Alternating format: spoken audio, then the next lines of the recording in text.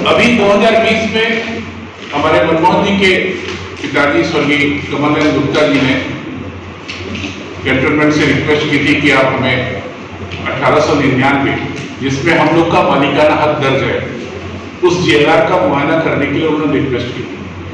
2020 में उनको इनवाइट किया गया लेटर देके, और फिर उसके बाद जब जाने पर ये पता चला कि हम लोग का वहां पे प्रोप्राइटर दर्ज, इन लोगों ने हमें एचओआर बुलाना शुरू कर दिया बिना किसी अथॉरिटी के। तो हम लोग मालिक ना होके एक वहां के एक कब्जेदार हो हम लोग, इसलिए हम लोग को अभी चूंकि कैंटोनमेंट के पास या डीईओ इलाहाबाद में जो ऑफिस है जिससे हम लोग बंगले वाले गवर्न होते हैं, उनके पास भी पावर नहीं है। प्रिंसिपल डायरेक्टर जो लखनऊ में बैठते हैं उनके पास भी पावर नहीं है इसको करेक्शन करने के लिए। एचओआर से हमको अपना परिचय। मेरा नाम सत्येंद्र शर्मा है, बंगला नंबर 40 का मैं ओनर हूँ। सत्येंद्र जी, किस संदर्भ में प्रेस वार्ता है, क्या कुछ आपका मामला है, पूरा विस्तार? प्रेस वार्ता का विषय ये कि हमारा विवाद कैंटोनमेंट से अपने मालिकाना हक, प्रॉपर्टी के मालिकाना हक के लिए चल रहा है, जिसका एक डॉक्यूमेंट 1899 का एक डॉक्यूमेंट है। उसकी धारा 266, 267, 268 की सत्य प्रतिलिपि हमें चाहिए, जिसका हम लोगों ने कई बार अप्रोच किया लेकिन अभी तक हमें मिल नहीं रहा है। हर बार उनका आश्वासन मैडम का मिल रहा है। उसके लिए हमने विधायक जी से भी संपर्क किया और हमारे जो जनप्रतिनिधि राजकुमार दास जी उनके थ्रू भी, और भी कई तरीके से हम लोगों ने चाहा कि उनसे हमें एक इसकी कॉपी मिल जाए, लेकिन मिली नहीं। क्या कारण आ रहा है इस वजह से आप लोग? कारण एक गोपनीय पत्र हमने आपको जैसा बताया है कि उसमें ये लिखा हुआ है कि अगर ये डॉक्यूमेंट दे दिए जाएंगे तो हम लोग को मालिकाना हक मिल जाने से उनके लिए, उनके वर्जन से ये गवर्नमेंट का लॉस है, जबकि अगर उस पे अमल किया जाए तो हमें अपनी ही प्रॉपर्टी को दोबारा हमको खरीदना पड़ेगा। उसके मालिक होने के बावजूद भी हम दोबारा अपनी ही प्रॉपर्टी को खरीदवाना चाहते हैं, ऐसी इनकी मंशा है।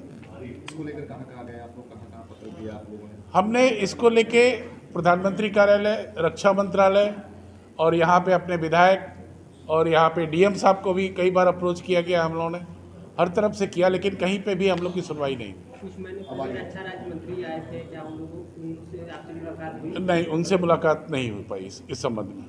आगे अब इस प्रकरण में आप क्या करने वाले हैं? अभी हम लोग कल फिर आकांक्षा तिवारी जी जो सीईओ मैडम है उनसे मिल के उनको फिर से एक ज्ञापन दिया जाएगा।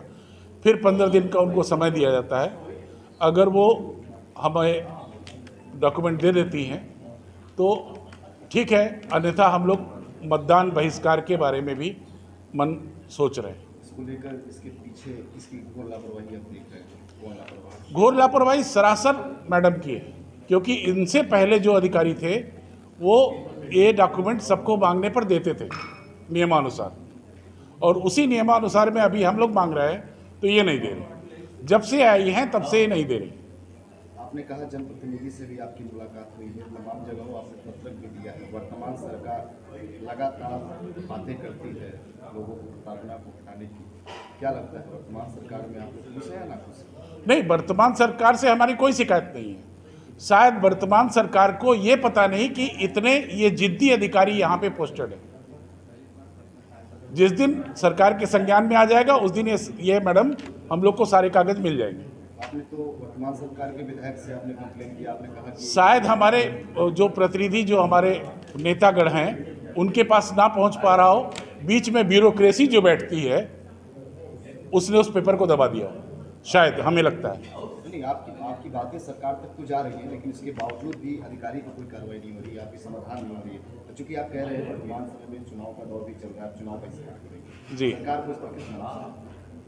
सरकार का इसमें रोल सिर्फ इतना है कि ये अधिकारी को अपने संज्ञान में लें और इनको या तो ज़बरदस्ती इनको कहें कि आप ये पब्लिक डॉक्यूमेंट है, पब्लिक को मिलना चाहिए, ये पब्लिक का अधिकार है।